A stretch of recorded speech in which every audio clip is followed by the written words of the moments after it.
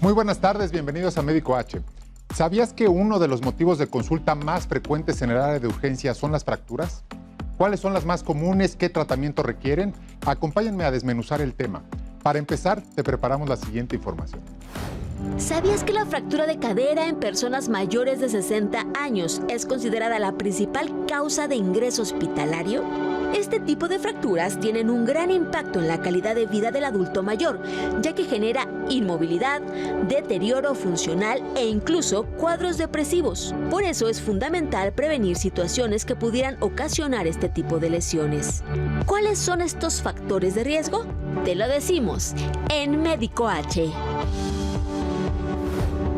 Doy la bienvenida a nuestra ginecóloga de cabecera, Julie Salomón, y al cirujano ortopedista del Centro Médico ABC, Armando Torres Gómez. ¿Cómo están?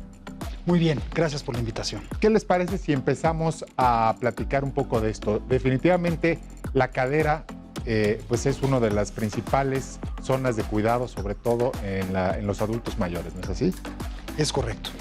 Los pacientes mayores tienen un gran riesgo de tener una fractura de cadera, especialmente después de cierta edad en las mujeres por la menopausia. Perfecto. ¿Qué ves tú, Yuli, con tus pacientes? ¿Tienes muchas pacientes de la tercera edad que se han lastimado con la osteoporosis, con todo este asunto que van viendo con los cambios hormonales? Fíjate que sí, lamentablemente a partir de que nosotros empezamos a entrar en este periodo que dice el doctor que se llama menopausia, bajan los estrógenos y estos estrógenos hacen que el calcio ya no se pueda fijar directamente en el hueso y el hueso se hace más poroso. Esto nos va a dar un riesgo de tener fracturas y es muy común en las mujeres que no tenemos estos cuidados. O sea, hay que hacer prevención, es muy importante hacerse su densitometría a tiempo para poder tomar acción. ¿Cuándo es a tiempo? Híjole, a partir de los 35 años todas las mujeres empezamos a bajar nuestra captación de calcio, por decirlo así, y tenemos que empezar a tomar hábitos saludables, Ari. O sea, tomar la vitamina D del sol, hacer ejercicio, caminar. Evidentemente, dejar de fumar es uno de los principales factores que nos pueden producir este tipo de riesgos para fracturas. Y sobre todo, pues acudir con tu doctor para que te pueda dar la suplementación que tú requieres y así evitar que estés en una osteoporosis que a su vez va a dar el riesgo de fracturas. Oye, Armando, y cuéntanos, por favor, ¿qué porcentaje de pacientes realmente es con osteoporosis, acompaña de osteoporosis las fracturas de cadera? ¿O te puedes fracturar con una caída aunque no seas un adulto mayor y tengas osteoporosis?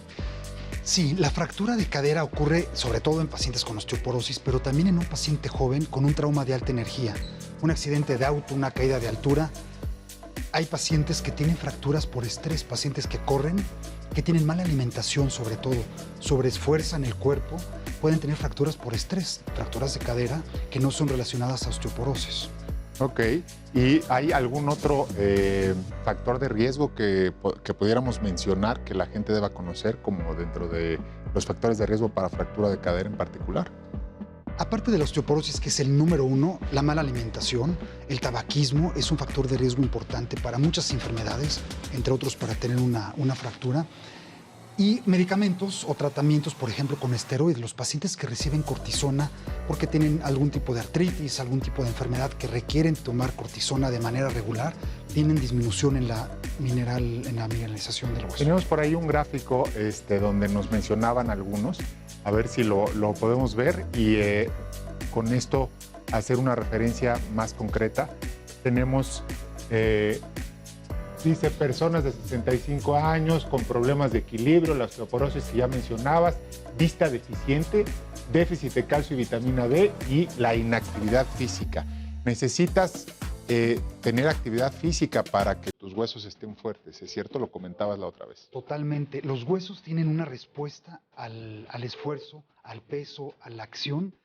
Y si una persona se mantiene activa caminando, haciendo ejercicio, manteniendo sus músculos fuertes, los músculos tonifican y también le dan fuerza a los huesos. Un paciente que se mantiene activo y ágil y caminando y haciendo actividad tiene menos riesgo de fractura porque sus huesos son más fuertes.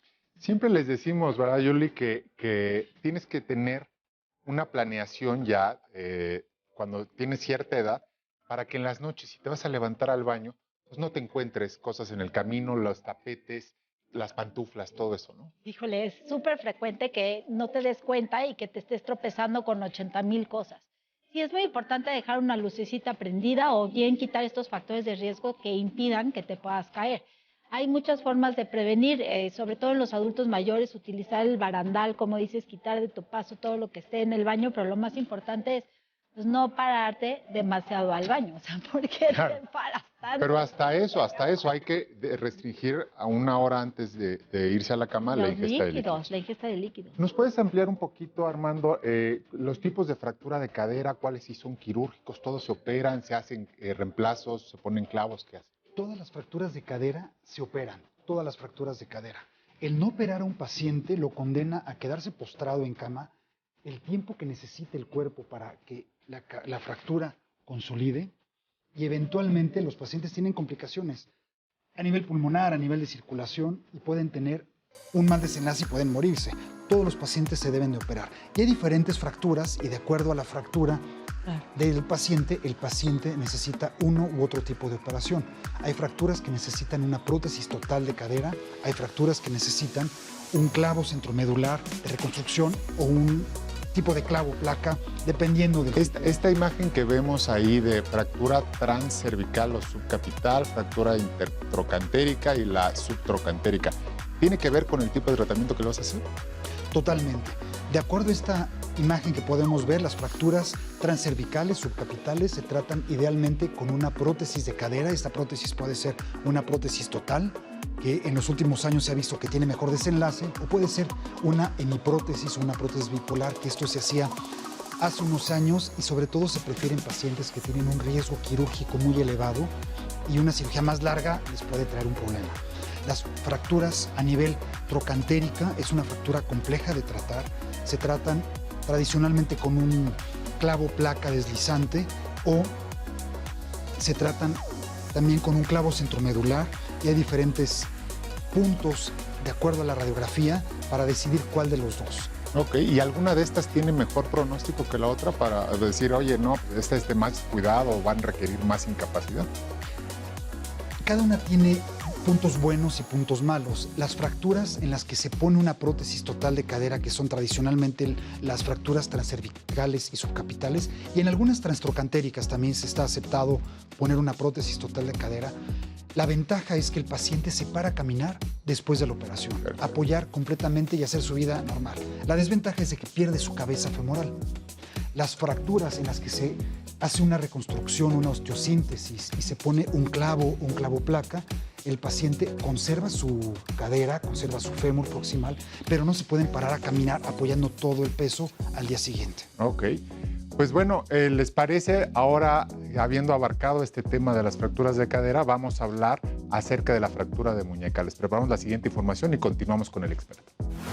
¿Sabías que la lesión más frecuente como resultado de caídas y golpes en las muñecas es la fractura de radio distal?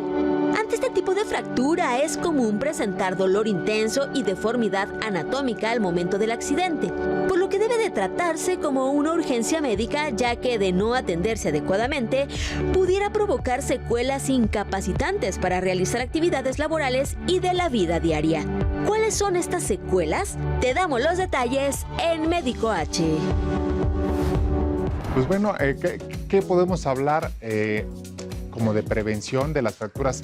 Este tipo de fractura, pues todos nos caemos y por reflejo metemos la mano, ¿no, Armando? Y ahí es donde se rompe. Claro, las fracturas de muñeca, sobre todo de radio distal, son fracturas muy comunes a cualquier edad, en los niños, en los jóvenes, en los adultos y en los adultos mayores con osteoporosis. Ahora, depende del tipo de fractura, es el tratamiento. Hoy en día, el estándar de tratamiento para esas fracturas es la cirugía. Abrir al paciente, ponerle una placa.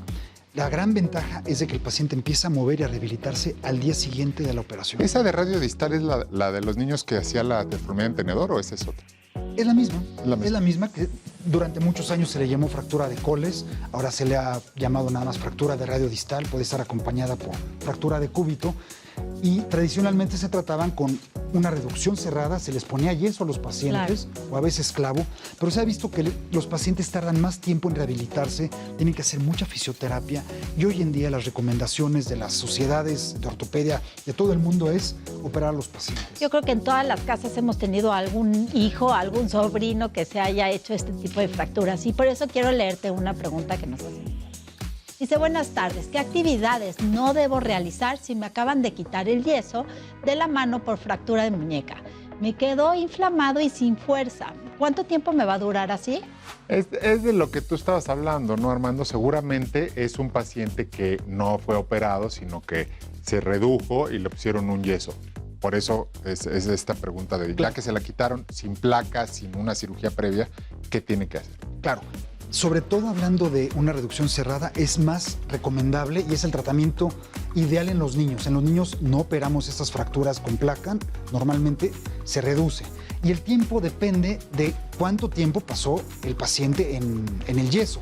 Si ya pasó más del tiempo necesario para que consolide el hueso, que son de 6 a 8 semanas, y si en la radiografía ya hay datos de consolidación ósea, el paciente puede hacer su vida normal, evitando hacer cuestiones de cargar mucho peso o hacer lagartijas en este momento, o hacer yoga. Tengo una paciente que después de una fractura le tardó unas semanas y empezó a hacer yoga y pudo pararse de manos y hacer todas estas actividades. Oye, ¿y todavía existen los yesos? Qué chistoso pregunta, pero es que yo me acuerdo que nosotros nos metíamos las llaves así para rascarnos. Sí. Pero bueno, ahí te va otra pregunta. Dice, hace un mes tuve una caída y me ocasionó una fisura en la muñeca. Tengo una férula ortopédica, pero el dolor es muy fuerte y tengo dormidos los dedos anular y medio de la mano izquierda. ¿Qué debo de hacer? Pues ir al doctor, ¿no? Yo creo que lo que tiene que hacer inmediatamente este paciente es ir al doctor. Hay que hacer una buena evaluación para ver qué está ocurriendo. Puede haber una compresión nerviosa por la inflamación.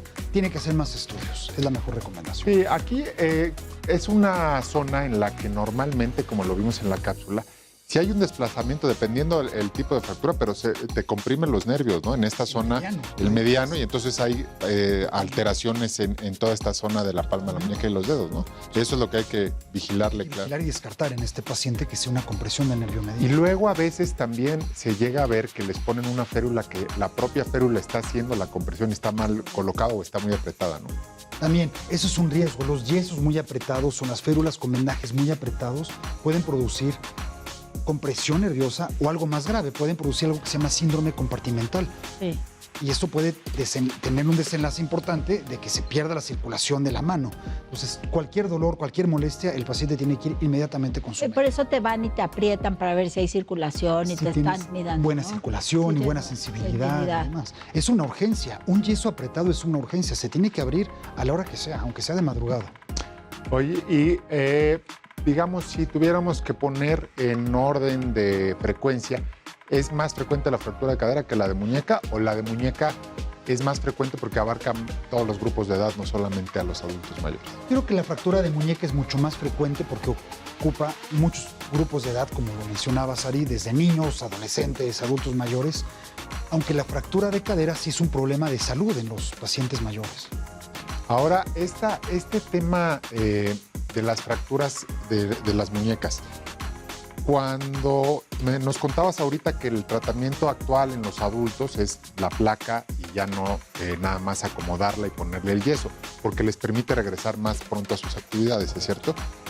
¿Y requieren algún tipo de rehabilitación específica? ¿Los mandas a que les fortalezcan después de las cirugías? Totalmente. Los pacientes que son operados o tratados de cualquier manera por una fractura de radio distal de muñeca necesitan rehabilitación, fisioterapia para recuperar el movimiento y la fuerza. Siempre. Son con bolitas o como es frío calor o te ponen a hacer ejercicios. La fisioterapia es muy importante y tiene varias áreas de acción. Uno es mover, simplemente enseñarle al paciente a mover, recuperar los movimientos que tiene que hacer normalmente la articulación. Otro es, como tú decías, Julie, poner electrodos para quitar el dolor, poner ultrasonido para desinflamar, calor. Y por otro lado tienen también esta parte de rehabilitación del movimiento fino, que es con bolitas, arena, coger semillas y hacer movimientos finos para recuperarlo. Perfecto. Pues, ¿les parece si finalmente hablemos sobre la fractura de tobillo?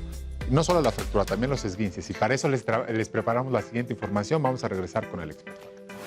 ¿Sabías que las fracturas de tobillo se encuentran entre las lesiones musculoesqueléticas más frecuentes?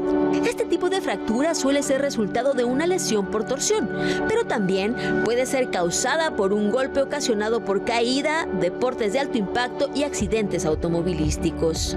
¿Cuánto tiempo de recuperación requiere una lesión de este tipo? Te lo decimos en Médico H. Pues ¿quién no ha estado desde el fin de semana así como que en la cascarita de fútbol o dando un mal paso? Las mujeres con los tacones, hay muchísimas causas para esto. ¿Qué hacer y cuándo sí debo de ir a urgencias para ver si tengo un esguince, si tengo una fractura? Que ves que nada más de torcértelo te pone muy inflamado, morado y muy doloroso, ¿no, Armando?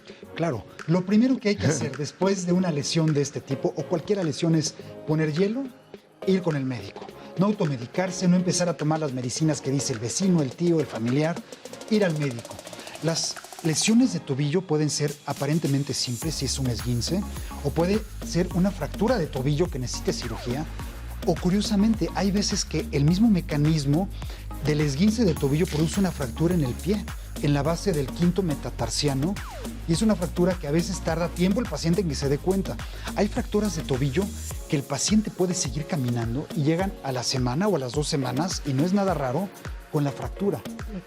Lo mejor es ir inmediatamente a urgencias. Oye, pero lo que sí no hay que hacer, perdón, es el sobar, ¿no? O sea, como clásica mamá, de repente empieza a agarrar el remedio, la cremita, y empiezas a sobar ese pie porque le duele mucho y empiezas a empeorar todas las cosas. O sea, eso es algo súper frecuente de las mamás.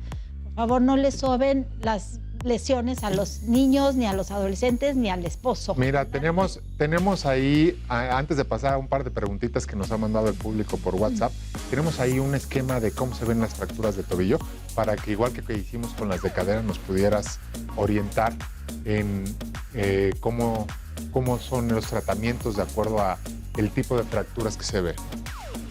Ok, tenemos aquí, podemos ver el mecanismo de inversión o de eversión. ¿Qué tan frecuente es esto? ¿Así es como funciona? Lo más común es de inversión. Hay una clasificación mucho más compleja que habla también de inversión, rotación interna, rotación externa y mucho más componentes biomecánicos. Finalmente, las fracturas más comunes son por inversión y a veces afectan no nada más el peroné, sino también el maleolo tibial y la sindesmosis, que es la unión entre la tibia y el peroné, y a veces requiere un tornillo para juntarlos.